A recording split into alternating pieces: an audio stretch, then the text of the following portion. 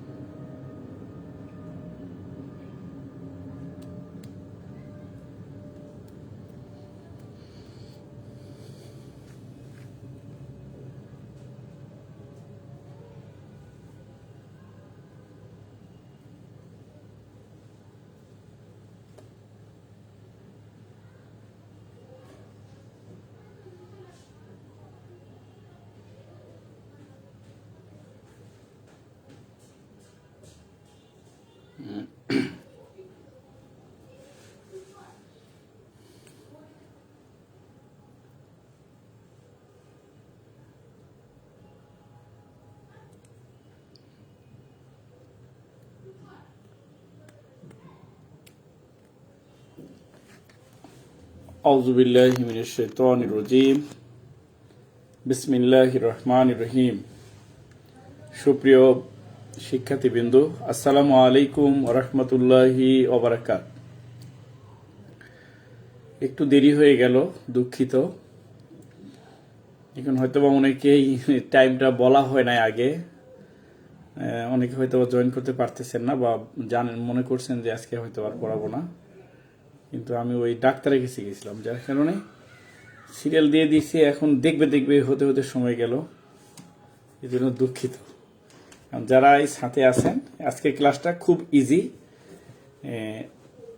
সহজেই বুঝবেন, অল্প একটু পড়া ইনশাল্লাহ। আউযু বিল্লাহি মিনাশ শাইতানির রাজীম। বিসমিল্লাহির রহমানির রহিম। রব্বি জিদনি ইলমা, রব্বি জিদনি ইলমা, রব্বি জিদনি ইলমা। যে কার্যবিধি ইতিমধ্যে আমরা 14 অধ্যায় পর্যন্ত আমরা কমপ্লিট করলাম। যারা নতুন তারা হয়তো বা সব ধারাগুলো পান নাই, কিন্তু যারা পুরাতন পড়েছেন তারা সব ধারাগুলি পেয়েছেন। তবে যারা নতুন পান নাই, এই বলে ঘাবড়ানোর দরকার নাই। এগুলি আমরা রিভিশন করব এবং এই পড়াগুলি শেষ হয়ে গেলে আবার শুরু করব, তখন এগুলা পেয়ে যাবে ইনশাল্লাহ। তো আজকে আমরা উদ্বোধন করব 15 অধ্যায়। 15 অধ্যায়, এই অধ্যায়ের আলোচ্য বিষয় হল আদালতের এখতিয়ার। অপরাধের বিচার কোন আদালতে হবে, অপরাধের প্রেক্ষিতে কোথায় মামলা হবে, কোথায় অনুসন্ধান হবে, কোথায় তদন্ত হবে, কোথায় বিচার হবে, আদালতের এখতিয়ার, আদালতের ক্ষমতা, এই বিচারের ক্ষেত্রে এই বিষয়গুলি আমরা আলোচনা করব। তাহলে এই অধ্যায়ের আলোচ্য বিষয়টা কি? এই অধ্যায়ের আলোচ্য বিষয় হল অপরাধ একটা হলো, এই অপরাধের বিচার, অনুসন্ধান কোথায় হবে, কোন আদালতে হবে, এই অপরাধের মামলা কোন থানায় হবে, এই রকম চ্যাপ্টার অধ্যায় 15।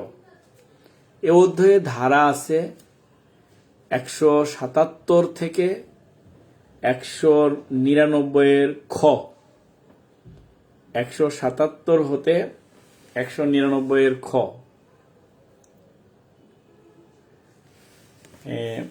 এই অধ্যায়ের নামটা কি? তাহলে একটা অপরাধ হলো, একটা অপরাধ সংঘটিত হলো না। টাইম পরিবর্তন হয়নি মালিক, আমি পরিবর্তন হয়ে গেছিলাম। আমি আমার বইয়ের ভাই একটু শারীরিক সমস্যা, এই পপুলারে রুগী, তাকে দেখাতে গেছিলাম। মনে করছিলাম যে তাড়াতাড়ি মনে হয় দেখানো হয়ে যাবে, এই জন্য আর টাইমটা জানানো হয় নাই। মনে করছে 8:08টার মধ্যে দেখানো হয়ে যাবে, কিন্তু এই রুগী দেখতে দেখতে টাইমটা লেস হয়ে গেল। এখন যদি দেরি হয়ে গেছে, এই জন্য সরি, টাইম আমরা পরিবর্তন করব না, 8:30টাই থাকবে। এটা আমাদের অসতর্কতা বশত বা নির্বুদ্ধিতা বশত এটা হয়ে গেল, এই জন্য দুঃখিত। তাহলে একটু মনোযোগ সহকারে শোনেন, এই চ্যাপ্টার থেকে প্রশ্ন হয়। কি প্রশ্ন হয় পড়ার পরেই সহজে বুঝতে পারবেন ইনশাল্লাহ। তো এই অধ্যায় নাম্বার হলো 15 অধ্যায়। এই অধ্যায়ে ধারা আছে 177 ধারা থেকে শুরু, আর শেষ হয়েছে 199 খ। এই অধ্যায়ের নাম হলো একটা অপরাধ সংঘটিত হলে এই অপরাধের বিচার কোন আদালতে হবে, অপরাধের বিচার কোথায় হবে, কোন থানায় মামলা রুজু হবে, এই সংক্রান্ত অধ্যায় 15 অধ্যায়। প্রিয় ভাইরা, এখন এই 15 অধ্যায়ের নামটা কি আপনাদের বুঝে আসলো কিনা দেখেন। যে অপরাধের প্রেক্ষিতে কোথায়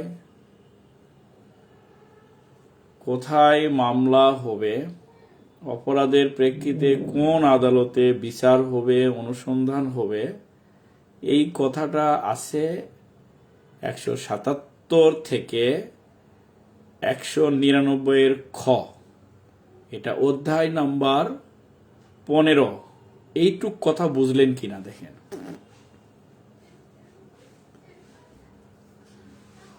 যে এই 15 অধ্যায়ের নাম হলো অপরাধ হলে এই অপরাধের বিচার কোন আদালতে হবে, মামলা হলে কোন থানায় মামলা হবে, এই রকমের কথা 177 থেকে 199 খ।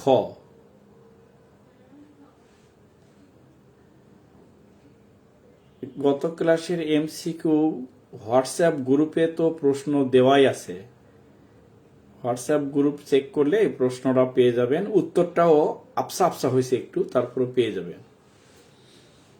এখন কি এই 15 অধ্যায়ের নামটা বুঝলেন কিনা একটু লেখেন।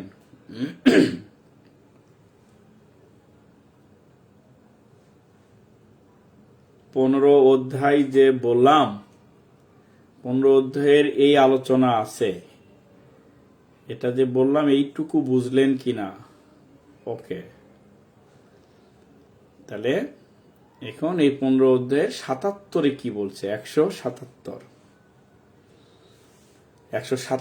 বলছে, যেখানে অপরাধ সংঘটিত হবে, যেখানে অপরাধ সংঘটিত হবে ওই জায়গাটা যে আদালতের এখতিয়ারের মধ্যে, ওই স্থান যে আদালতের অধীনে, যে আদালতের এখতিয়ার সম্পন্ন এলাকায়, ওই আদালতের এখতিয়ার, হ্যাঁ, ওই আদালতে অপরাধের বিচার হবে, অনুসন্ধান হবে। আর যদি মামলার কথা বলি, ওই আদালতে মামলা হবে। অথবা থানা যদি বলি, তাহলে ওই জায়গাটা যে থানার অধীনে, ওই থানায় মামলা হবে। এটা হলো 177। অপরাধ যেখানে সংঘটিত হবে সেই জায়গাটি যে থানা এলাকার মধ্যে, ওই থানায় মামলা হবে।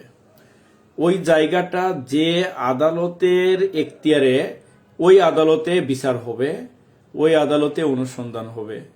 মামলা যদি বলি, ওই আদালতে মামলা হবে। এটা হলো 177। এইটুক বুঝলেন কিনা। ধরেন এই আমি যেই জায়গায় আছি, এটা আমার ঘর, ধরেন এটা আমার বাসা। এই আমার বাসা থেকে মালামাল লুটপাট করে নিয়ে চলে গেল, তাহলে অপরাধটা ঘটলো কোথায়? এখানে, আমার এই বাসায়। তাহলে আমার বাসাটা কোন থানার অধীনে? পল্টন থানার অধীনে। তাহলে মামলা কোথায় হবে? পল্টন থানায় মামলা হবে। নাকি আমার বাড়ি নওগাঁতে হবে? না, পল্টন থানায় মামলা হবে। আর এই জায়গাটা যে আদালতের এখতিয়ারের মধ্যে, তাহলে সেই আদালতে এই অপরাধটার বিচার হবে, অনুসন্ধান হবে। প্রিয় ভাইরা, এটা 177। দেখেন এইটুকু বুঝলেন কিনা। অপরাধ যেখানে সংঘটিত হবে ওই জায়গাটা যে আদালতের এখতিয়ারের মধ্যে, সেই আদালতে তার বিচার হবে, অপরাধটার বিচার হবে, আসামিদের বিচার হবে। এইটুকু বুঝলেন কিনা দেখেন 177। তাহলে অপরাধের বিচার কোথায় হবে? অপরাধ যেখানে সংঘটিত হবে সেই জায়গাটি যে আদালতের এখতিয়ারের মধ্যে, সেই আদালতে অপরাধের বিচার হবে, অনুসন্ধান হবে। 177। প্রিয় ভাইরা, 177 কি ক্লিয়ার বুঝলেন কিনা? না বুঝলেন লেখেন, মনে হয় বোঝার কথা, থেকে সহজ। বলতে পারেন এগুলা পরে কি লাভ হবে, এর পড়ার পরেই প্রশ্ন দিলেই বুঝতে পারবেন যে কি লাভ হবে। আলহামদুলিল্লাহ, তার মানে বুঝছেন এটা সহজ। 178 গেলাম। 178 বলছে, তবে অপরাধ যেখানেই হোক, সরকার যদি মনে করে তাহলে ন্যায় বিচারের স্বার্থে অপরাধের বিচার দেশের যে কোনো দায়রা আদালতে করতে পারে। দেশের যে কোনো দায়রা আদালতে অপরাধের বিচার করতে পারেন, সরকার ইচ্ছা করলে পারেন। এটা হলো 78। তাহলে 77 যেটা বলল, অপরাধ যেখানে হবে বিচার সেই আদালতে হবে, সেই এখতিয়ারধীন আদালতে হবে। 78 বলল, তবে ন্যায় বিচারের স্বার্থে সরকার যদি মনে করেন তাহলে এই যেখানে অপরাধ হচ্ছে সেখানেই করতে হবে এমন না, সরকার ইচ্ছা করলে দেশের যে কোনো দায়রা আদালতে অপরাধের বিচার করতে পারেন। এটা হলো 178। দেখেন 78 বুঝলেন কিনা? 78 বোঝার কথা। অপরাধ যেখানে হবে ওই জায়গা যে আদালতের এখতিয়ারাধীন এলাকা, সে আদালতে অপরাধের বিচার হবে। 177। তবে ন্যায় বিচারের স্বার্থে যে কোনো অপরাধের বিচার সরকার দেশের যে কোনো দায়রা আদালতে করতে পারেন। 178। 179 যাব। 179 বলছে যে অপরাধ যেই জায়গায় শুরু হলো, আবার এই অপরাধটার শেষ হলো আরেক জায়গায়, তাহলে অপরাধের উৎপত্তি স্থল এক জায়গা আর হলো শেষ পরিণতি স্থল আরেক জায়গায়। উদাহরণ দেই, একটা ব্যক্তিকে নোয়াখালী জেলা আছে না, নোয়াখালী জেলায় অপহরণ করলো। তাকে নিয়ে ফেনী জেলায় গিয়ে তার মা বাবাকে ফোন দিয়ে বলল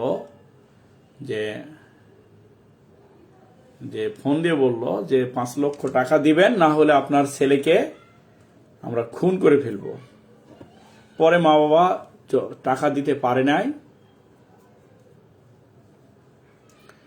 বিধায় তারা এই বাচ্চাটাকে নিয়ে চট্টগ্রাম গেল। চট্টগ্রাম গিয়ে সেখানে এক জায়গায় বাচ্চাটাকে খুন করলো, খুন করে লাশটা রাস্তার পাশে ফেলে দিল। তাহলে দেখেন, এই বাচ্চাটা অপহরণ করলো নোয়াখালীতে, শেষে গিয়ে মারা গেল কোথায়? চট্টগ্রাম গিয়ে। তাহলে এই অপরাধটার উৎপত্তি বা শুরু কোথায়? নোয়াখালী। এই অপরাধটাই যায় শেষ হলো কোথায়? চিটাগাং। তাহলে অপরাধের উৎপত্তি স্থল এবং শেষ পরিণতি স্থল এইরকম যদি কোনো অপরাধের থাকে, তাহলে এই ধরনের অপরাধের ক্ষেত্রে যেখানে অপরাধ শুরু হয়েছে এখানেও মামলা হতে পারে, অথবা যেখানে এই অপরাধটা শেষ হয়েছে সেখানেও মামলা হতে পারে। এটা হলো 179। প্রিয় ভাইরা, যেখানে অপরাধ সংঘটিত হবে সেই আদালতে, সেই জায়গাটা যে আদালতের এখতিয়ারে, সে আদালতে বিচার হবে, অনুসন্ধান হবে, মামলা হবে। 177। তবে সরকার ন্যায় বিচারের স্বার্থে যে কোনো দায়রা আদালতে অপরাধের বিচার করতে পারেন। এটা হলো 178। আবার অপরাধের উৎপত্তি স্থল এক জায়গায়, অপরাধের শেষ পরিণতি স্থল আরেক জায়গায়, এইরকম যদি হয় দুই জায়গায় মামলা হবে না। যে কোনো উৎপত্তি স্থলেও মামলা হতে পারে অথবা শেষ পরিণতি স্থলেও মামলা হতে পারে। দুই জায়গায় কোনো এক জায়গায় মামলা হবে। এটা হলো 179। প্রিয় ভাইরা, 77, 78, 79 এই তিনটা ধারা বুঝে আসলো কিনা লেখেন, দ্রুত লেখেন, ও লিখবেন আর না লিখবেন।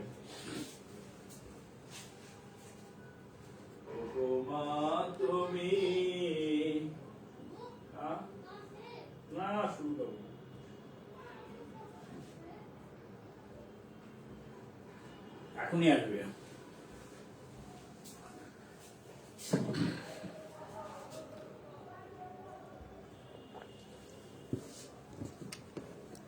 আলহামদুলিল্লাহ, এই তো বুঝে এসছে। আলহামদুলিল্লাহ, সহজ পড়া, সহজ। রব্বি জিদিনি ইলমা, রব্বি জিদিনি ইলমা, রব্বি জিদিনি ইলমা।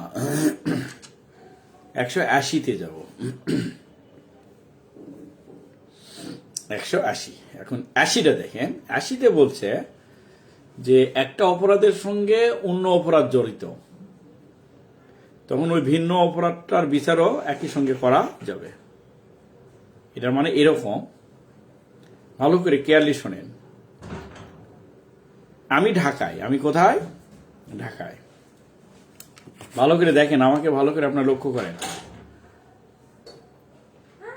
আমি ঢাকায় 180 বোঝাচ্ছি। আমি এই যে ফোন ধরলাম কানে, ফোন দিয়ে আমার ভাইকে বলতেছি যে এই, ওই যে ওরা যে আমাদের জমি নিয়ে ঝামেলা পাকায়, এদের সঙ্গে তো পারা যাচ্ছে না রে, ওদেরকে যেখানে পাই মার দিয়ে দে।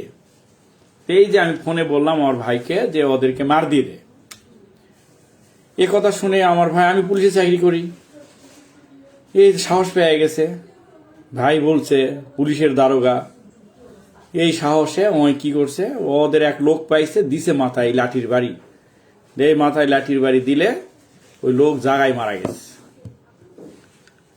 অপরাধ ঘটলো কোথায়? আমার নওগাঁ জেলায়। আর অপরাধে আমি সহায়তা করলাম কোথায় থেকে? ঢাকা থেকে। অপরাধে প্ররোচনা দিলাম কোথায় থেকে? ঢাকা থেকে।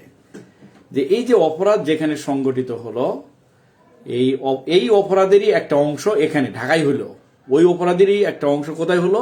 ঢাকা থেকে হলো। ঢাকায় যে অপরাধটা করা হলো, ওই অপরাধটা করতে এই আমি রায়হানের বিচার হবে ওই অপরাধ যেখানে সংগঠিত হচ্ছে ওই সংশ্লিষ্ট আদালতে। এটা যেন আমরা সহজে বলি, অপরাধের যারা প্ররোচনা দাতা, অপরাধ যেখানে সংগঠিত হবে, অপরাধে যারা প্ররোচনা দিবে, তা সে যেখানেই থাক, ওর বিচারটা ওই জায়গাতেই হবে। এটা হলো 180।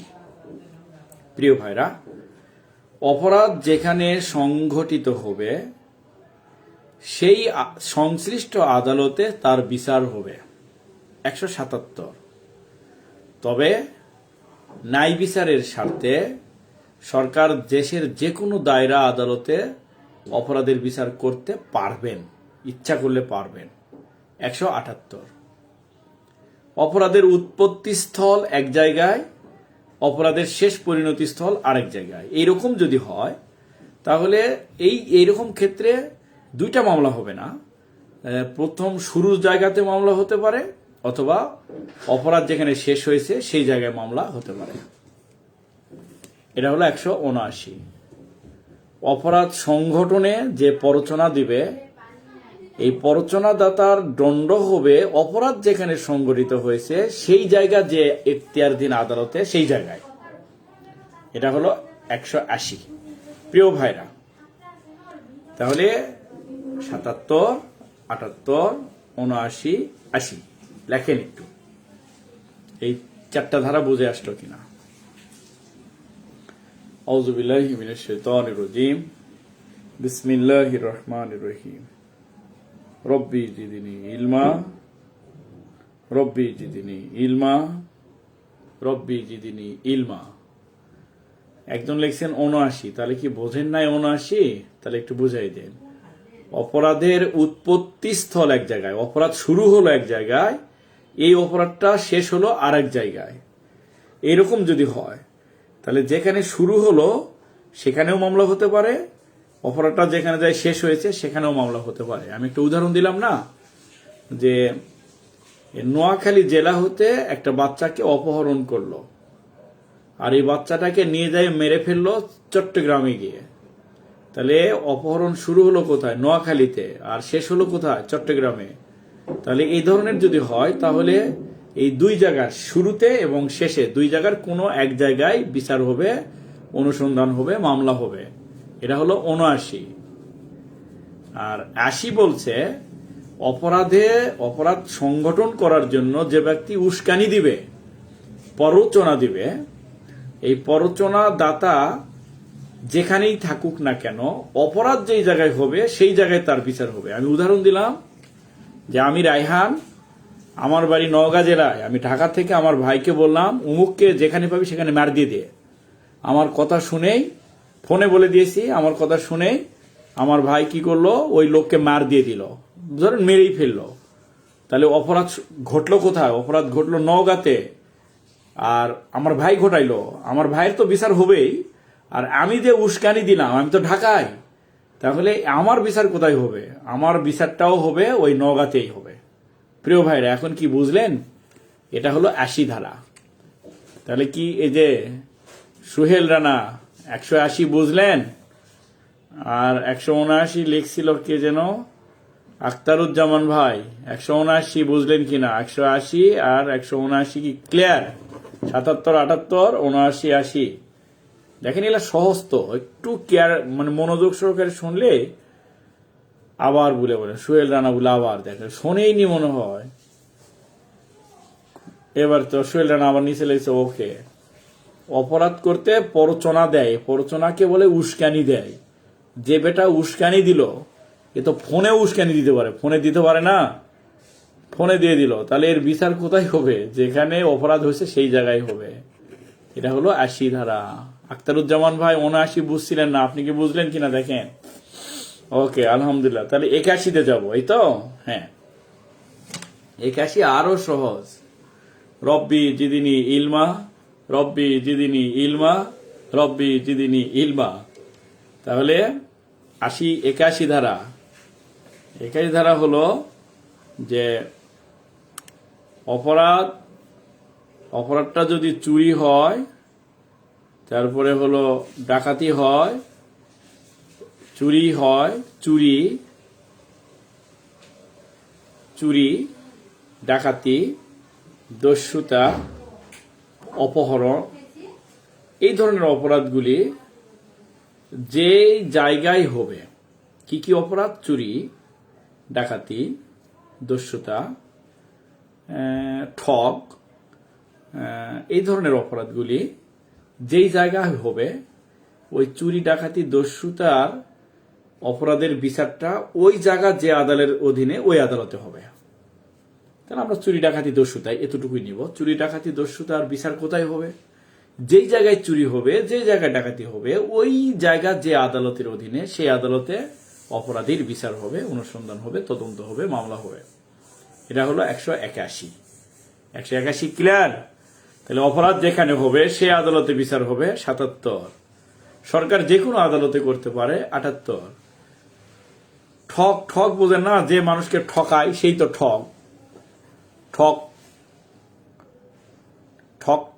যে ঠকায় এরকম বোঝেন, তাহলেই তো হলো। চিটারদের আশ্রয় দেয়, এও ঠক।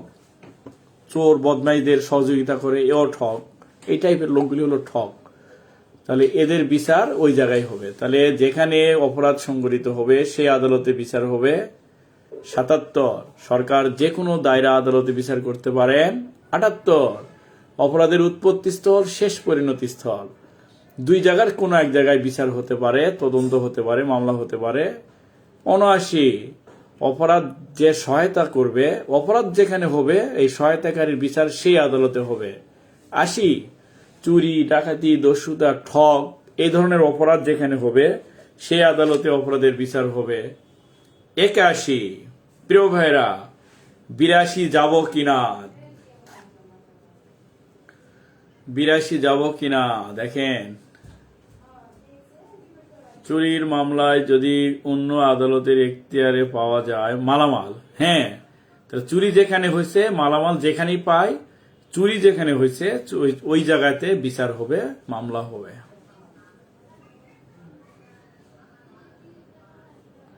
না, চুরির মাল, এটা তো ব্যাখ্যা দিয়ে দিল, যে চুরি তো মাল পাওয়া গেল আরেক জায়গায়, অপরাধের শেষ পরিণতি স্থল, এরকম বুঝাচ্ছে না। এটা তো ব্যাখ্যা দিয়ে দিচ্ছে। এটা হলো এই 81-র মধ্যে হবে। চুরি যেখানে হয়েছে, মাল যেখানেই পাই না কেন, হ্যাঁ, কিছু কথা এটার সাথে ওটার সাথে এটার মিল আছে, যে ওই আদালতে হবে। একবার বলছে হবে, আবার একবার বলছে যেন হবে না। দেখেন আইনের কি প্যাচ। এটা নিয়ে আপনার ভাবার দরকার নাই, আইনের প্যাচ থাকার যায়, আপনি বুঝতেছেন কিনা এটা দেখেন। এখন কি যাব 82? 177-এর মতোই তো, হ্যাঁ খানিকটা 77-এর মতোই।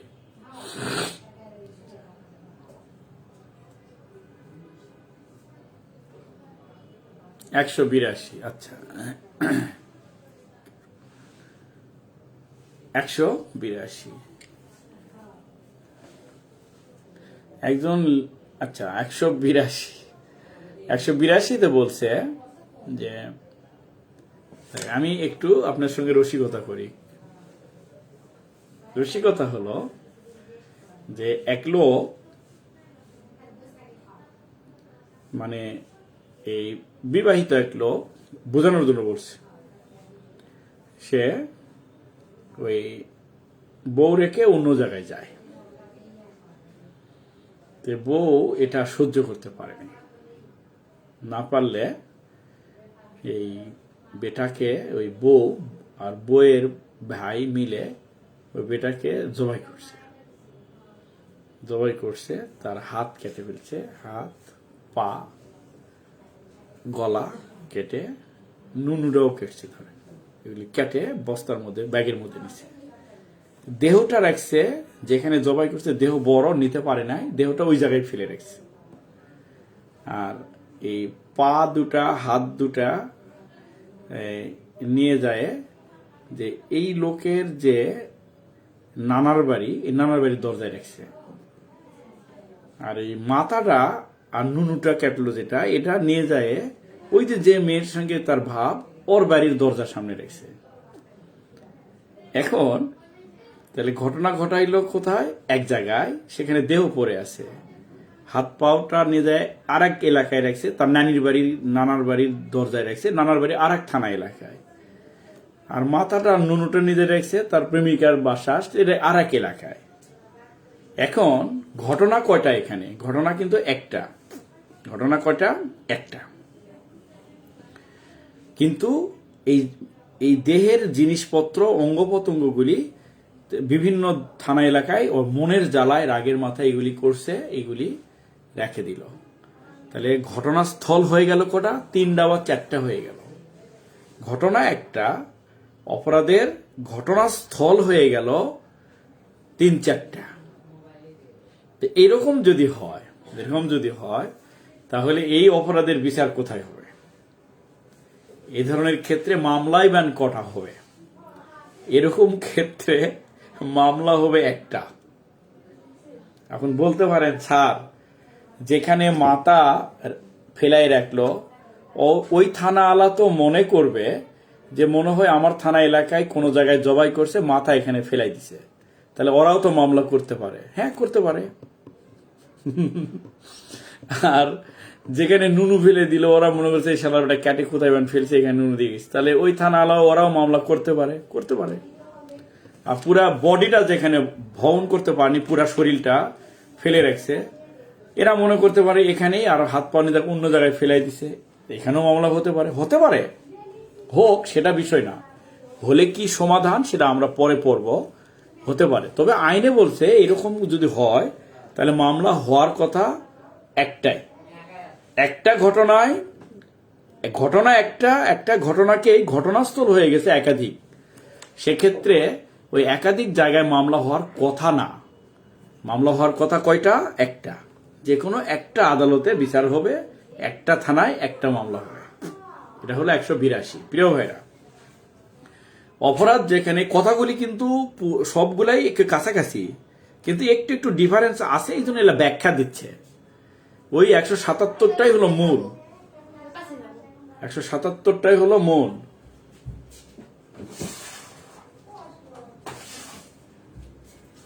177টাই হলো মূল। এটাকেই ব্যাখ্যা দিচ্ছে এগুলা, যে অপরাধ যেখানে সংঘটিত হবে সেই আদালতে অপরাধের বিচার হবে। 177। তবে সরকার তার প্রয়োজনে যে কোনো দায়রা আদালতে অপরাধের বিচার করতে পারেন। 178। অপরাধের উৎপত্তি স্থল এবং শেষ পরিণতি স্থল এরকম যদি থাকে তাহলে দুই জায়গার কোনো এক জায়গায় মামলা হবে। এটা হলো 179। অপরাধে যে প্ররোচনা দিবে, এই প্ররোচনা যেখান থেকেই দেখ, অপরাধ যেখানে হবে এই প্ররোচনার দাতার বিচার হবে সেই জায়গায় 180। চুরি ডাকাতি দস্যুতা যেখানে হবে সেই আদালতে বিচার হবে 181। একটা ঘটনা একাধিক ঘটনাস্থল যদি হয়ে যায়, সেক্ষেত্রে কোনো একটা ঘটনাস্থলে মামলা হবে, অনুসন্ধান হবে, বিচার হবে। এটা হলো 182। প্রিয় ভাইরা, 183 থেকে বাকিগুলি আমরা সামনের ক্লাসে পড়ব ইনশাল্লাহ। তাহলে এখন এই 82 যেইখানে ঘটনা ঘটছে ওই থানায় মামলা হবে। এটা হলো 177। আবার কিন্তু অন্যান্য কথাগুলি ঘুরে ফিরে এইরকমই হয়ে যাচ্ছে। হোক, এখন এই ধারাগুলা কি আপনারা এই কটা ধারা বুঝলেন কিনা দেখেন। যদি বোঝেন তাহলে আর দিব না, আমি চলে যাব অন্য আইনে। আউযু বিল্লাহি মিনাশ শাইতানির রাজিম। বিসমিল্লাহির রহমানির রহিম। রব্বি জিদিনি ইলমা, রব্বি জিদিনি ইলমা, রব্বি জিদিনি ইলমা।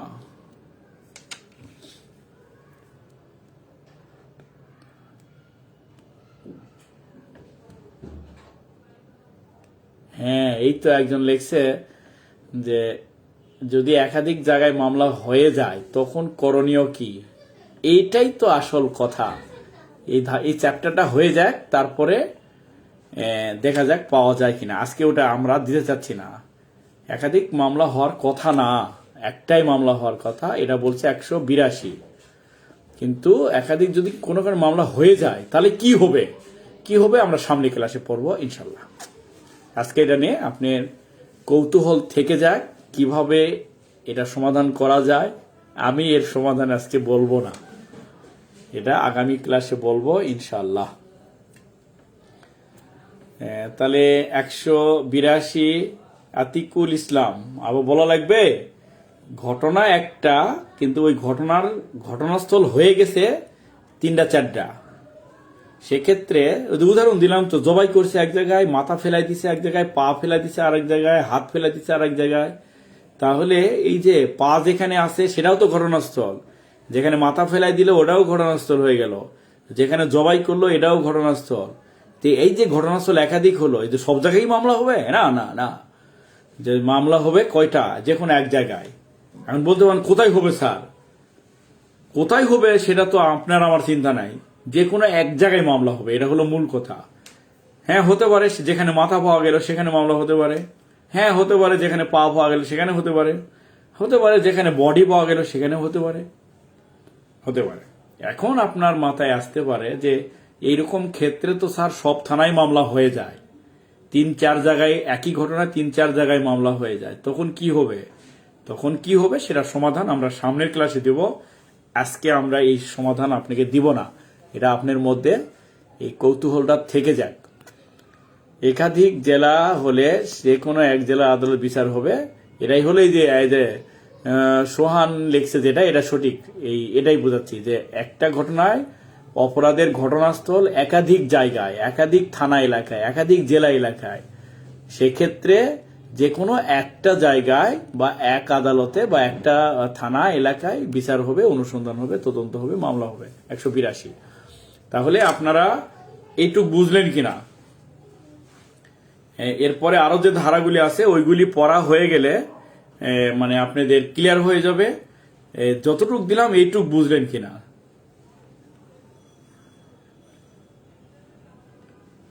এখন দেখেন, একটি ঘটনা একাধিক মামলা হলে আদালতের নির্দেশে একটি মামলা চলমান থেকে। আচ্ছা, একটু হয়ে গেলে আমি অন্য জায়গায় যাব, আজকে আর দিব না।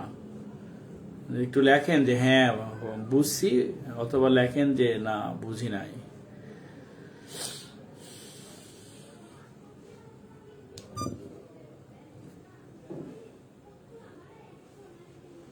একটু কমেন্টস লিখলে কি হয়, এটা আগ্রহ বাড়ে। যেমন যে এই যে ওয়াজ মাহফিলে দেখেন না, যখন শ্রোতারা মনোযোগ সহকারে শোনে এবং ওই হুজুরের কথার আবার প্রেক্ষিতে জবাব দেয়, তখন হুজুরের স্পিডটা বেড়ে যায়। টিচারদের সামনেও ছাত্ররা তো বলে যে হ্যাঁ স্যার বুঝছি, তখন টিচারের একটু মনোভাব আগ্রহ বেড়ে যায়। এমসিকিউ সূচি বইটা পাবো এই মাসে, আমার লেখালেখি শেষ হয়ে গেছে, এখন আমরা পেজ সেট আপ দিচ্ছি। পেজ সেট আপ হয়ে গেলে এটা আমি আর একবার রিভিশন দিব, তার মানে এ মাসের শেষের দিকে আমরা পাবো ইনশাল্লাহ। তাহলে আমি চলে গেলাম মাদকদ্রব্য নিয়ন্ত্রণ আইন 2018।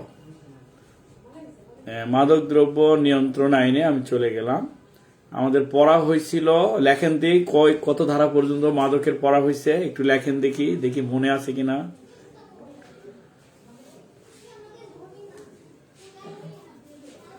মাদকের কোন ধারা পর্যন্ত লেখা হয়েছে, পড়া হয়েছিল ওটা লেখেন কেউ, আর আমি একটু আবার এটা রিভিশন দেই।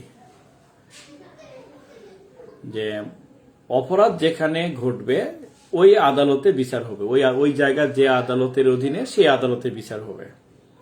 এটা হলো 177। সরকার যে কোনো দায়রা আদালতে অপরাধের বিচার করতে পারেন 178। অপরাধের উৎপত্তি স্থল এক জায়গায় আর এটার শেষ স্থল এক জায়গায়। অপরাধ যেখানে শুরু হলো এখানেও মামলা হতে পারে, অপরাধের শেষ যেখানে সেখানেও মামলা করা যেতে পারে 179। আর অপরাধে যে সহযোগিতা করবে, এই সহায়তাকারী যেখানেই থাকুক, অপরাধ যেখানে সংগঠিত হয়েছে সেই আদালতে এই সহায়তাকারীর বিচার হবে 180। চুরি, ডাকাতি, দস্যুতা যেখানে সংগঠিত হবে ওই আদালত, ওই জায়গার যে আদালতের অধীনে সেই আদালতে বিচার হবে, এটা 181। কোনো কারণে যদি একটা ঘটনা, কিন্তু এই একটা ঘটনার ঘটনাস্থল হয়ে গেছে একাধিক, তবে যতই একাধিক ঘটনাস্থল হোক, যেহেতু ঘটনা একটা, মামলা হবে একটা, মামলা হওয়ার কথা একটা। তবে আপনাদের মাথায় বিড়বিড় করতেছে যদিও একাধিক হয় তাহলে কি হবে, সেটা আমি তো বলছি, এটা পরের ক্লাসে বোঝাবো ইনশাল্লাহ। তাহলে আমরা চলে গেলাম মাদকদ্রব্য 33 ধারা পড়াবো আজকে। 32 পর্যন্ত আমাদের হয়েছে। 31 হলো মাদক মামলার তদন্তের সময়সীমা, আর তদন্তের সময়সীমা। আর 32 হলো মাদক মামলা তদন্তভার হস্তান্তর করতে পারে। মাদক মামলা তদন্তভার হস্তান্তর হলে পূর্বের তদন্তকারী যতদূর পর্যন্ত তদন্ত করেছেন, এই পরের তদন্তকারী সেখান থেকে তদন্ত শুরু করবেন। তবে তিনি ইচ্ছা করলে শুরু থেকেও তদন্ত শুরু করতে পারেন। এইটুক কথা ছিল 32-এ। তে আমরা 33 পড়ব। 33 ধারাটা গুরুত্বপূর্ণ ধারা। 33 গুরুত্বপূর্ণ ধারা, মোস্ট ইম্পর্টেন্ট, আপনার খুব কেয়ারলি, কিন্তু সহজ। কার্যবিধি যেমন 4-5টা ধারা দিলাম, এগুলি যেমন সহজ, এই 33 ধারাতে 5টা পয়েন্ট আছে। কটা? 5টা পয়েন্ট আছে। এই 5টা পয়েন্টও খুব সহজ যদি মনোযোগ সহকারে শোনা যায়, এবং আল্লাহর কাছে দোয়া করি আল্লাহ আমাদের এগুলি সহজে নিয়ন্ত্রণ করে দিন, আমিন। তাহলে 33-এ বলছে যে ব্যাংক হিসাব, ব্যাংক অ্যাকাউন্ট, এগুলি যাচাই বাছাই করা যায়, যাচাই করা যায়। তাহলে ব্যাংক অ্যাকাউন্ট যাচাই করা যায়। মাদক মামলার ক্ষেত্রে ব্যাংক অ্যাকাউন্ট যাচাই করা যায়, এটা হলো 33 ধারা। তাহলে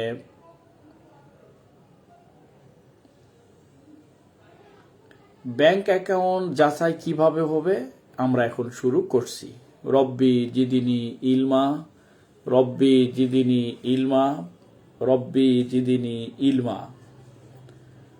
মাদক মহাপরিচালক বা তদন্তকারী কর্মকর্তা যদি মনে করেন কোনো ব্যক্তি অবৈধ মাদক ব্যবসা করে অবৈধভাবে অর্থ সম্পদ উপার্জন করেছেন অথবা করতেছেন, তাহলে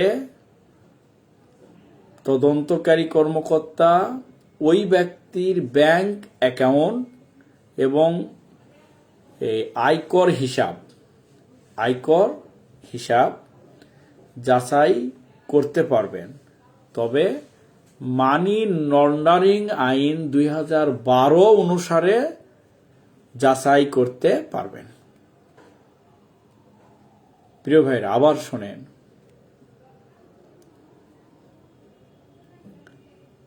মাদক মহাপরিচালক অথবা তদন্তকারী, এই মাদকের মামলার তদন্তকারী কর্মকর্তা যদি মনে করেন কোনো ব্যক্তি মাদক ব্যবসা করে অবৈধভাবে অর্থ সম্পদ উপার্জন করেছেন অথবা করতেছেন, তাহলে ওই ব্যক্তির ব্যাংক অ্যাকাউন্ট এবং আয়কর হিসাবটা বোঝেন কিনা, ব্যাংক অ্যাকাউন্ট বোঝেন কিনা। ব্যাংক অ্যাকাউন্ট মানে ব্যাংকে তার কত টাকা, ওর ব্যাংক অ্যাকাউন্ট নাম্বারে কত টাকা আছে, এইগুলি যাচাই বাছাই করা। আর আয়কর হিসাবটা হলো যে যারা টাকা পয়সা আলা মানুষ, তারা সরকারের কাছে তার সম্পদের হিসাব দিতে হয় প্রতি বছর। গত বছর কত ছিল, এই বছর কত হলো, তার টাকা পয়সা বেড়ে গেল নাকি কমে গেল, এইরকম সরকারের কাছে হিসাব দিতে হয়। এই হিসাব দেওয়াকেই বলে আয়কর হিসাব, এটাকে বলে ইনকাম ট্যাক্স বলে। তাহলে মাদক মামলা তদন্তকারী অথবা মহাপরিচালক যদি মনে করেন কোনো ব্যক্তি মাদক ব্যবসা করে অবৈধভাবে অর্থ সম্পদ উপার্জন করতেছেন অথবা করেছেন, তাহলে ওই ব্যক্তির ব্যাংক অ্যাকাউন্ট এবং আয়কর হিসাব এইগুলি মানি লন্ডারিং আইন 2012 অনুসারে যাচাই বাছাই করতে পারবেন। এটা 33(1)। তাহলে এই কথাটাকে আমরা যদি সহজ করি তাহলে এরকম হয়, মাদক মামলা তদন্তকারী যদি মনে করেন কোনো ব্যক্তি মাদক ব্যবসা করে অবৈধ অর্থ সম্পদ উপার্জন করেছেন, তাহলে ওই ব্যক্তির ব্যাংক অ্যাকাউন্ট, আয়কর হিসাব যাচাই বাছাই করতে পারবেন। কোন আইন অনুসারে? মানি লন্ডারিং আইন 2012 অনুসারে। এটা হলো 33(1). তাহলে প্রশ্ন যদি হয় মাদকদ্রব্য নিয়ন্ত্রণ আইন অনুসারে কে ব্যাংক অ্যাকাউন্ট এবং আয়কর হিসাব যাচাই বাছাই করতে পারেন, তাহলে আমরা লিখব মানি লন্ডারিং আইন অনুসারে ব্যাংক অ্যাকাউন্ট এবং আয়কর হিসাব যাচাই করতে পারেন মাদক মহাপরিচালক বা মামলা তদন্তকারী কর্মকর্তা। ব্যাংক অ্যাকাউন্ট যাচাই বাছাই করার ক্ষেত্রে কোন আইন অনুসারে যাচাই বাছাই করতে হবে? তাহলে মানি লন্ডারিং আইন 2012 অনুসারে ব্যাংক অ্যাকাউন্ট যাচাই বাছাই করতে হবে। ব্যাংক অ্যাকাউন্ট কখন যাচাই বাছাই করা যায়? যদি তদন্তকারী কর্মকর্তা মনে করেন যে অবৈধ মাদক ব্যবসা করে অর্থ সম্পদ উপার্জন করেছেন, তখন যাচাই বাছাই করতে পারেন। ধারা কত? 33(1). প্রিয় ভাইরা, এই 33(1) কি আপনার মাথায় ঢুকছে কিনা দেখেন, একটু লেখেন দেখি।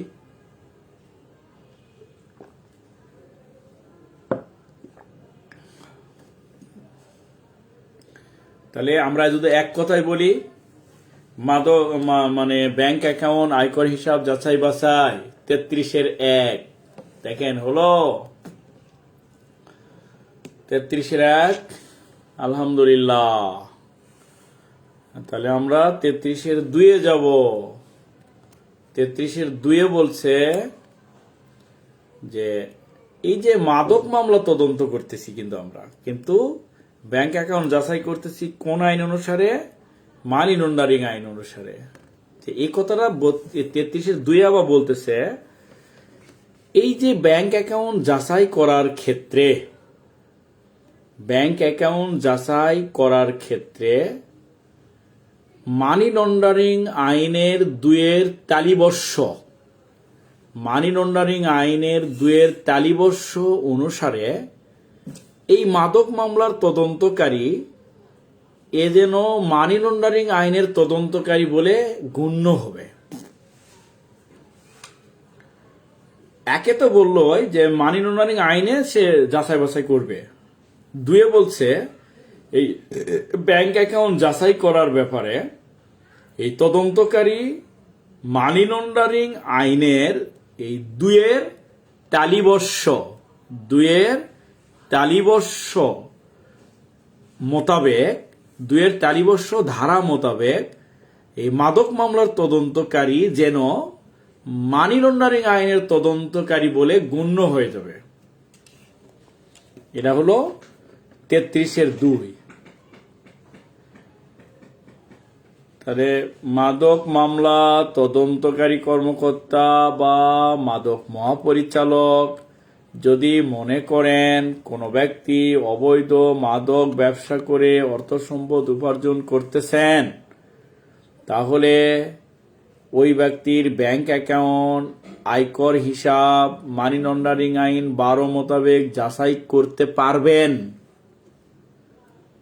33(1) ব্যাংক অ্যাকাউন্ট যাচাই করার ক্ষেত্রে তদন্তকারী কর্মকর্তা, মাদক মামলার তদন্তকারী কর্মকর্তা মানি লন্ডারিং আইন 2012 এর 2 তালিবর্ষ অনুসারে এই তদন্তকারী মানি লন্ডারিং এর তদন্তকারী বলে গণ্য হবে। 33(2)। 33(3)-এ যাব। 33(3)-এ বলছে ব্যাংক অ্যাকাউন্ট যাচাই করতে পারবেন একে, এবং করার ব্যাপারে মানি লন্ডারিং এর তদন্তকারী বলে গণ্য হবেন 2-এ। তবে যে করতে পারবেন এর পদ্ধতিটা কি? এর পদ্ধতি হলো তদন্তকারী আদালতে আবেদন করবেন ব্যাংক অ্যাকাউন্ট পরীক্ষা করার জন্য, যাচাই করার জন্য, ব্যাংক অ্যাকাউন্ট ফ্রিজ করার জন্য, ফ্রিজ মানে কি নিষ্ক্রিয় করার জন্য, ব্যাংক অ্যাকাউন্ট স্থগিত করার জন্য তদন্তকারী আদালতে আবেদন করবেন। এটা হলো 33(3). ব্যাংক অ্যাকাউন্ট পরীক্ষা নিরীক্ষা করা যায়। 33(1) ব্যাংক অ্যাকাউন্ট পরীক্ষা নিরীক্ষা যাচাই করার ব্যাপারে মানি লন্ডারিং আইনের তদন্তকারী বলে গণ্য হয়ে যাবেন। 33(2) ব্যাংক অ্যাকাউন্ট ফ্রিজ করার বা ব্যাংক অ্যাকাউন্ট নিষ্ক্রিয় করা বা ব্যাংক অ্যাকাউন্ট স্থগিত করার জন্য তদন্তকারী আদালতে আবেদন করবেন। 33(3) প্রিয় ভাইরা, 33(4)-এ যাব। 33(4)-এ বলছে তদন্তকারী যখন আদালতে আবেদন করবেন তখন এই আদালতে আবেদনের উপর শুনানি হবে। শুনানিতে যদি আদালত মনে করে ব্যাংক অ্যাকাউন্ট যাচাই করা প্রয়োজন, তাহলে ব্যাংক অ্যাকাউন্ট ফ্রিজ করে দিবেন, ব্যাংক অ্যাকাউন্ট স্থগিত করে দিবেন, ব্যাংক অ্যাকাউন্ট লেনদেন বন্ধ করে দিবেন এবং তদন্তকারীকে ওই ব্যাংক অ্যাকাউন্ট যাচাই করার জন্য অনুমতি দিবেন। এবং এই যে ব্যাংক ফ্রিজ করা হলো, তদন্তের জন্য তদন্তকারীকে অনুমতি দেওয়া হলো, এই কপিটা সংশ্লিষ্ট ব্যাংকে এবং সংশ্লিষ্ট কর অফিসে প্রেরণ করবেন। কে প্রেরণ করবেন? আদালত করবেন।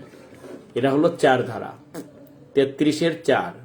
প্রিয় ভাইরা, এখন কি এই 33(4) পর্যন্ত বুঝলেন কিনা? আর একটা আছে সহজ। তাহলে ব্যাংক অ্যাকাউন্ট পরীক্ষা নিরীক্ষা করা যায়। 33(1) ব্যাংক অ্যাকাউন্ট যাচাই করার ক্ষেত্রে মানি লন্ডারিং আইন 2 তালিবর্ষ ধারা অনুসারে এই মাদকের তদন্তকারী কর্মকর্তা মানি লন্ডারিং আইনের তদন্তকারী বলে গণ্য হবেন। 33(2) ব্যাংক অ্যাকাউন্ট যাচাই করার জন্য তদন্তকারী আদালতে আবেদন করবেন। শুধু যাচাই না, ব্যাংক অ্যাকাউন্ট স্থগিত করার জন্য, ব্যাংক অ্যাকাউন্ট ইংরেজিতে বলে ফ্রিজ করার জন্য আবেদন করবেন। এটা হলো 33(3) আবেদন ট্রাইব্যুনাল বা আদালত আবেদন পাওয়ার পর আবেদনের উপর শুনানি হবে। কি আবেদন?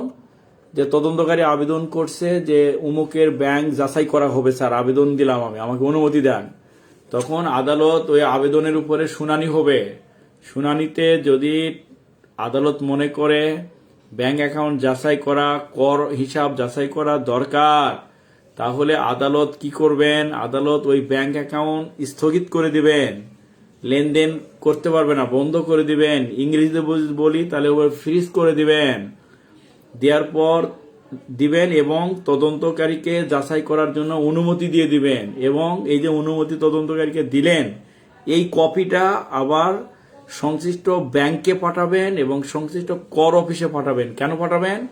এই তদন্তকারী যে অনুমতি পেল, তদন্তকারী যখন ব্যাংকে যাবে, তখন তো তদন্তকারী গেলেই এই ব্যাংক অ্যাকাউন্ট যাচাই করতে দিবে না। আপনারা কার্যবিধি 94 পড়ছেন না?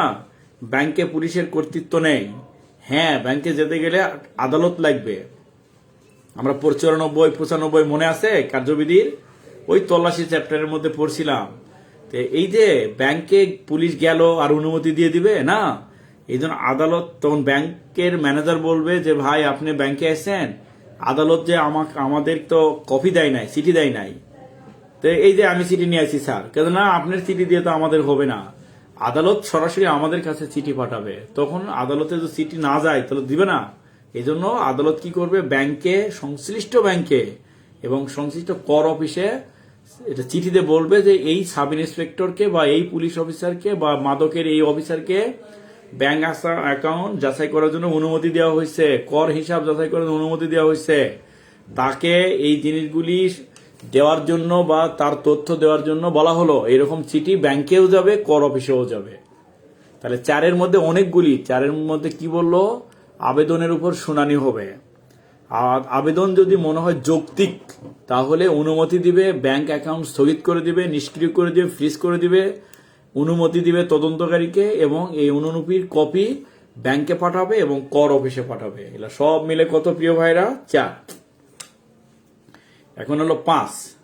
5-এ বলছে যে এই যে তদন্তকারী অনুমতি পেলেন, আদালতের অনুমতি পেলেন, এই অনুমতি পাওয়ার পর ব্যাংকের হিসাব এবং কর হিসাব এলা যাচাই বাছাই করবেন, করে একটা প্রতিবেদন আদালতে দাখিল করবেন।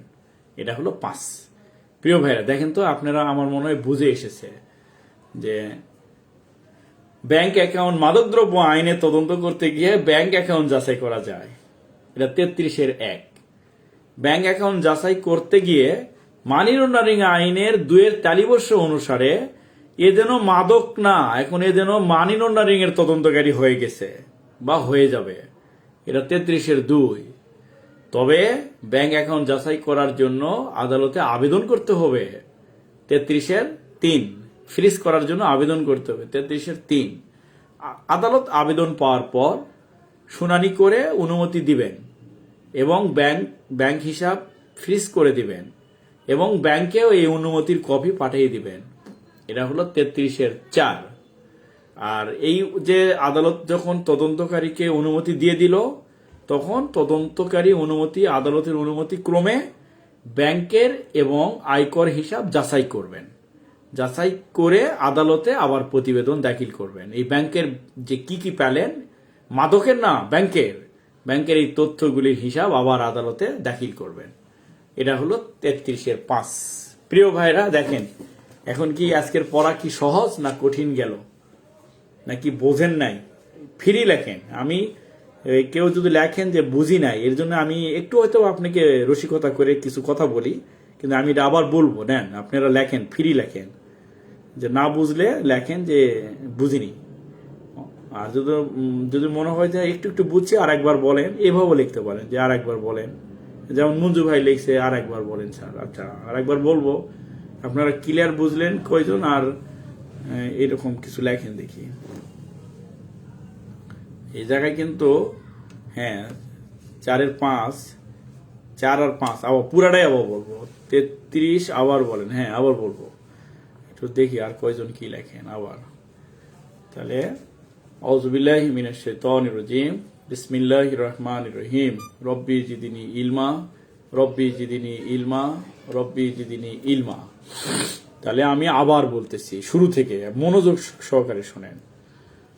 মাদক মামলার তদন্তকারী কর্মকর্তা যদি মনে করেন কোনো ব্যক্তি মাদক ব্যবসা করে অবৈধ অর্থ সম্পদ উপার্জন করেছেন, তাহলে তদন্তকারী বা মহাপরিচালক ওই ব্যক্তির ব্যাংক অ্যাকাউন্ট এবং আয়কর হিসাব যাচাই বাছাই করতে পারবেন।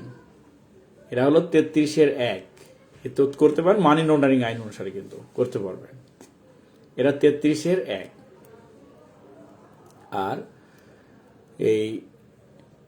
এই যে মাদক মামলার তদন্তকারী বা মাদক মহাপরিচালক ব্যাংক অ্যাকাউন্ট যাচাই করবেন, এই ব্যাংক অ্যাকাউন্ট যাচাই করার ব্যাপারে মানি লন্ডারিং আইনের 2-এর তালিবর্ষ অনুসারে মানি লন্ডারিং আইনের তদন্তকারী বলে গণ্য হবেন। এই মাদক মামলাটা মনে মনে সে মানি লন্ডারিং এর তদন্তকারী হয়ে যাবেন। মামলা তদন্ত করতেছে কিন্তু মাদকের, কিন্তু মনে মনে কি হয়ে গেছে, মনে মনে সে এই মানি লন্ডারিং আইনের তদন্তকারী হয়েছে। তাহলে মানি লন্ডারিং আইনের কত ধারা মোতাবেক এটা হয়েছে? 2-এর তালিবর্ষ অনুসারে। এই কথাটা বললো কোথায়? এটা বললো 33-2-এ। 33-3-এ বললো, 33-3-এ বললো যে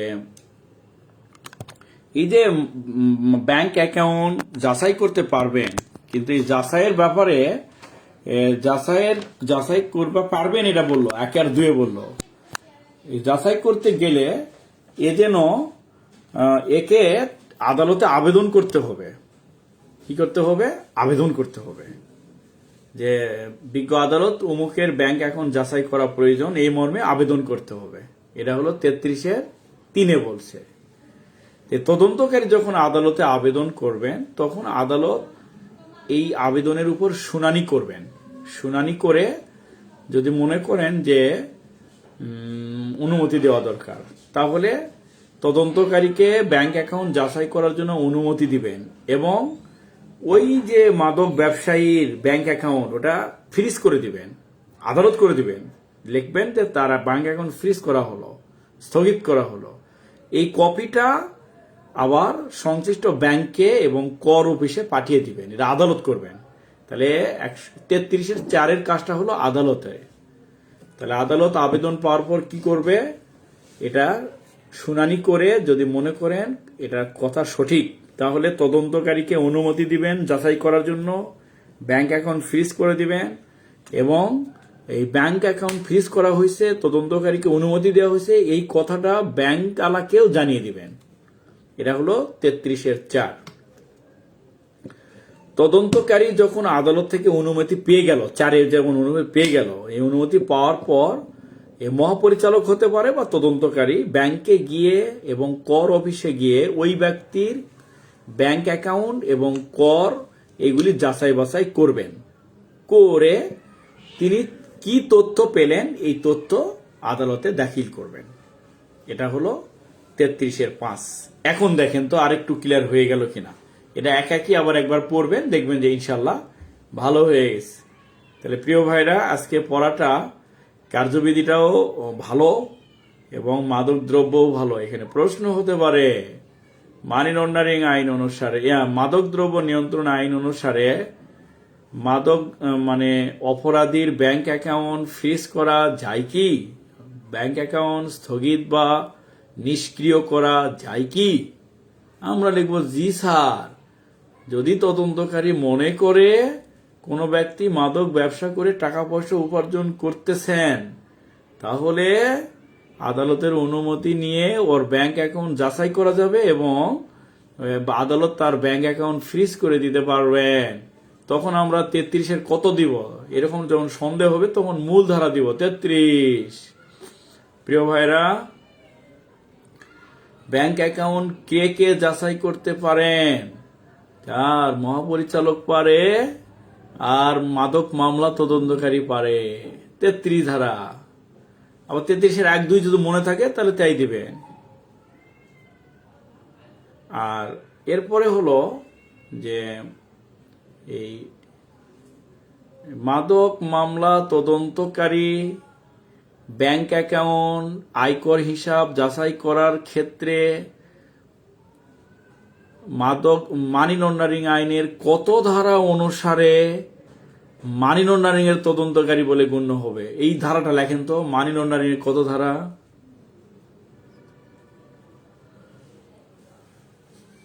5 প্রতিবেদন দিবে, এইটুক সহজ জিনিস বোঝেন না।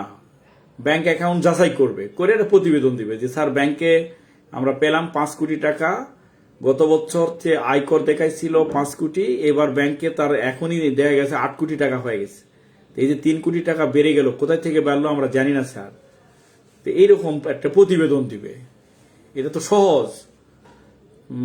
33-5 তো সহজ, যে ব্যাংক যখন আদালত অনুমতি দিবে, অনুমতি নিয়ে ব্যাংক এবং আয়কর যাচাই করবে, যাচাই করে প্রতিবেদন দিবেন না। আপনাকে বললাম যে কুত্তার বাচ্চা হয়েছে, দেখাই তো, তাই আমি কুত্তার বাচ্চা দেখার অনুমতি দিলাম। তারপরে আপনি কি করলেন, কুত্তা যে জায়গায় বাচ্চা দিছে সে জায়গায় যাবেন, যায় এই কুত্তার মায়ের নাম কি, কুত্তার বাপের নাম কি, কয়টা বাচ্চা হয়েছে, কালো কয়টা, সাদা কয়টা, এলা লেকে নিয়ে আসে আমার কাছে দাখিল করবেন না। এটা আপনি প্রতিবেদন দিচ্ছেন। তেমনি যে আদালত যখন তাকে ব্যাংক অ্যাকাউন্ট যাচাই করার অনুমতি দিল, অনুমতি পেয়ে কি করবে, ব্যাংকে গিয়ে সে যাচাই করবে, যাচাই করে আদালতে আবার প্রতিবেদন দিবে। এটা হলো 33-5। প্রিয় ভাইরা, আর 33-3 হলো আবেদন করবে ব্যাংক অ্যাকাউন্ট ফ্রিজ করার জন্য, ব্যাংক অ্যাকাউন্ট যাচাই করার জন্য আদালতে তদন্তকারী আবেদন করবে, এইটুকুই। এটা হলো 33-3। তাহলে মোটামুটি আপনাদের মনে হয় বুঝে এসেছে। 2-1 একটু হয়তোবা কম কম বুঝছেন, তারা এই ক্লাসটা আবার তো গ্রুপে থাকবে, আপনারা একটু আবার দেখবেন প্রয়োজনে এবং বই বের করে পড়বেন, তাহলে দেখবেন যে ঠিক হয়ে গেছে। তাহলে আজকে আর আপনাদের বিরক্ত করব না, আজকে এ পর্যন্তই। আল্লাহ আপনাদের ভালো রাখুক। তদন্তের ফলাফল, আল্লাহ আপনাদের ভালো রাখুক। 33-3টা এত সহজ বোঝেন না। ওর ব্যাংক অ্যাকাউন্ট যাচাই করতে পারবে, ব্যাংক অ্যাকাউন্ট যাচাই করার জন্য মানি লন্ডারিং আইনের তদন্তকারী বলে গণ্য হবে, এটা 2। এই যে ব্যাংক অ্যাকাউন্ট যাচাই করতে পারবে, এর জন্য তো অনুমতি লাগবে, আদালতের অনুমতি লাগবে না। আপনি গেলেই দিবে? আপনাকে দিবে না। আপনি আদালতে অনুমতি চেয়ে আদালতে আবেদন করবেন। আপনি মানে তদন্তকারী আবেদন করবে, আদালতে আবেদন করবে, ব্যাংক অ্যাকাউন্ট যাচাই করার অনুমতি চেয়ে আদালতে আবেদন করবেন। এটা হলো 33-3। তাহলে আজকে এই পর্যন্তই। সোহেল রানা বলছে 31 ধারা, 31 তদন্তের সময়সীমা। আসামি যদি হাতে নাতে ধৃত হয় সময় পাবে 30 কার্য দিবস। 31-1 ক, আসামি যদি হাতে নাতে ধরা না পড়েন, গ্রেপ্তার না হন, তাহলে তদন্তকারী সময় পাবে 60 কার্য দিবস। 31-1 খ, আসামি গ্রেপ্তার আছে, একই মামলায় আসামি গ্রেপ্তার আছে আর কিছু গ্রেপ্তার করা যায় নাই, এরকম যদি হয় তাহলে তদন্তকারী সময় পাবে 60 কার্য দিবস। 31-1 গ, এই সময় যদি তদন্তকারী তদন্ত করতে না পারেন তাহলে অতিরিক্ত সময় পাবেন 15 কার্য দিবস। 31-2, অতিরিক্ত সময় যদি তদন্ত না হয় তাহলে আর সময় পাবে না, সে সময় শেষ হওয়ার 24 ঘন্টার মধ্যে আদালতকে জানাবে। 31-3, আদালত নতুন তদন্তকারী নিয়োগ করবেন। 31-4, নতুন তদন্তকারীর ক্ষেত্রে হাতে নাতে মামলা হলে সময় পাবে 15 কার্য দিবস। 31-4 ক, নতুন তদন্তকারী হাতে নাতে ধৃত না হলে সেক্ষেত্রে সময় পাবে 30 কার্য দিবস। 31-4 খ, নতুন তদন্তকারী যদি এই সময় তদন্ত করতে না পারে আর সময় পাবে না, 24 ঘন্টার মধ্যে আদালতকে জানাবে। 31-5, এই যে আদালত তাদেরকে বিভাগীয় দণ্ডের, কারণ নির্ধারিত সময়ের মধ্যে তদন্ত করতে পারেনি, এই জন্য আদালত তাদের বিভাগীয় দণ্ডের জন্য নির্দেশ দিবে। 31-6, ঠিক নারী শিশুর তদন্তের মতোই এই তদন্তটা যদি আপনার মুখস্থ হয়ে যায়, অস্ত্রের তদন্ত আছে, নারী শিশুর আছে, দ্রুত বিচারের আছে, বিভিন্ন আইনে তদন্তের সময়সীমা আছে, এগুলি কাছাকাছি। তাহলে প্রিয় ভাইরা, আপনারা 2-1 কমেন্টস লেখেন, কার্যবিধির যে কটা ধারা পড়া হলো আর মাদকের একটা ধারা পড়া হলো, এটা কি আপনার কোনো উপকার হচ্ছে কিনা।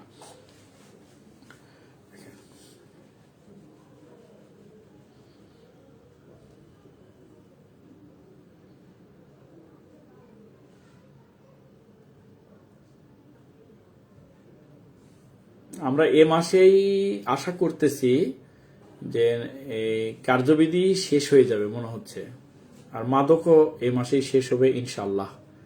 আপনারা একটু ভেঙে পড়েন না, আপনারা একটু জোর দিয়ে পড়েন। আর আলামিনের তো আবার ট্রেনিং এর নাম চলে এসেছে, নাম আসলে আমি তো এই গ্রুপ ভালো বুঝি না, আলামিন তো ট্রেনিং এ তো ব্যস্ততা অত, আপনারা একটু ওই যে টাকা পয়সা যারা দেন তারা ওই 5-7 দিনের মধ্যেই দিয়ে দেন, দিয়ে ওকে একটু ওর গ্রুপে ফোন দেন অথবা ওর গ্রুপে ওর ছবি সহ পাঠাই দেন, তাহলে কি হবে, ও একটু সময়টা সেভ হবে। তাহলে বুঝতে পারছেন। আলহামদুলিল্লাহ আমাদের মনে হচ্ছে এবং আমাদের আগ্রহ, আমরা দোয়া করি আল্লাহ আপনাদের জন্য ভালো রেজাল্ট দান করে। আমি কিন্তু আপনার আগুনটা একটু ধরাই দিচ্ছি, কিন্তু আগুনটা আপনাকেই জ্বালাতে হবে, আগুনটা আপনাকেই জ্বালাতে হবে। আপনি ভেঙে পড়া যাবে না, আপনারই প্রমোশন হবে। আমি মাঝে মাঝে গ্রুপে আমি নিজে হাতে লিখে একটু করে হলে লেখা দেই, ওই লেখাগুলো দেখেন আমি কিভাবে লিখছি। আপনার লেখা খারাপ হোক কিন্তু ঠিক ওইভাবে লেখার চেষ্টা করবেন এবং ওইরকম প্যারা প্যারাকে লেখার চেষ্টা করবেন, তাহলে আপনার ফলাফল ভালো হবে। আমি হয়তো আগামী শনিবারে একটা লেখা গ্রুপে দিয়ে দিব, গ্রুপে দিয়ে দিলে ওই লেখাটা আপনারা অনুসরণ করবেন, ঠিক যেভাবে লিখছে ঠিক ওইভাবেই লিখবেন। অনেক সময় দেখা গেল যে ধরেন এই যে 3 নং না, এই 3 লাইন, এটা একটা লাইন, এটা একটা লাইন, 3 লাইন আপনি লিখছেন, লিখে ধারা লিখবেন নিচে। এই যে আমাকে ভালো করে দেখেন, ধারা এরকম কাছাকাছি লিখতে হবে, না লিখে ধারা লিখছেন কথা 3 লাইন লিখলেন, এখানে এই 3 লাইনের যে ধারা দিলেন এই জায়গায়, এই নগের কাছে এত দূরে না, ধারাটাও ওরা এরকম কাছে রাখবেন, এটা একটা নিয়ম। 2 নম্বরে হলো ওই ধারার নিচে আন্ডারলাইন দিয়ে, আন্ডারলাইন দেখেন এরকম কাজ দিতে হবে না, না দিয়ে কি হয় এইরকম টান দিলেন, দেখেন এইরকম নিচের দিকে চলে আসলো, অথবা এইরকমকে দিলেন না, ওই আন্ডারলাইন গুলাও সুন্দর। আমি গ্রুপে লেখা দিব, শনিবারে দেব ইনশাল্লাহ। এই লেখাটা অবশ্যই ফলো করবেন। আমি বলছি না যে আপনার লেখা একেবারে স্মার্ট হতে হবে, আপনার যে ভাঙ্গাচুরা লেখা ওলাই, যেমন এই যে আপনারা কমেন্টস লিখতেছেন এরকম যেন সোজা থাকে লেখা, এবং যেটা লিখবেন একটা লিখে আরেকটা লিখে এরকম গ্রুপ গ্রুপ করে করে লিখে লিখে দিবেন, এভাবে লিখবেন ইনশাল্লাহ ভালো হবে। আল্লাহ যেন আপনাদের ভালো করে এবং আমাদের সবাইকে আল্লাহ ভালো রাখুক, এই কামনায়। আসসালামু আলাইকুম ওয়া রাহমাতুল্লাহি ওয়া বারাকাতুহু।